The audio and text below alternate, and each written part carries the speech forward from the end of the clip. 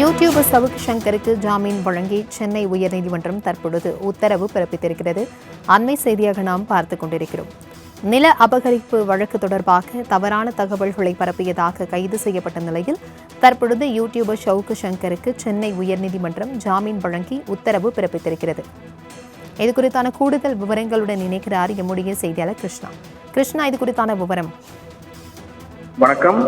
நில அபகரிப்பு தொடர்பாக பதிவு செய்யப்பட்ட வழக்கு பொய்யானது என தனது யூடியூப் சேனலில் பேட்டியளித்து தவறான தகவல்களை பரப்பியதாக நில அபகரிப்பு தடுப்பு பிரிவு காவல்துறையினர் அளித்த புகாரின் அடிப்படையில் சென்னை மத்திய குற்றப்பிரிவு காவல்துறையினர் சவுக்கு சங்கருக்கு எதிராக வழக்கு பதிவு செய்தார்கள். இந்த வழக்கில் கடந்த டிசம்பர் 24ஆம் தேதி கைது செய்யப்பட்ட சவுக்கு சங்கர் ஜாமீன் கோரி சென்னை உயர்நீதிமன்றத்தில் தற்போது மனு தாக்கல் செய்திருந்தார்.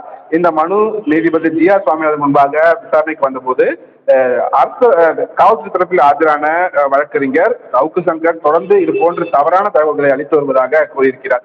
இதனையடுத்து சவுக்கு சங்கரின் ஜாமீனுக்கு வழங்கி நீதிபதி ஜி.ஆர். சுவாமிநாதன் தற்போது உத்தரவிட்டிருக்கிறார். தகவல்களுக்கு நன்றி கிருஷ்ணா.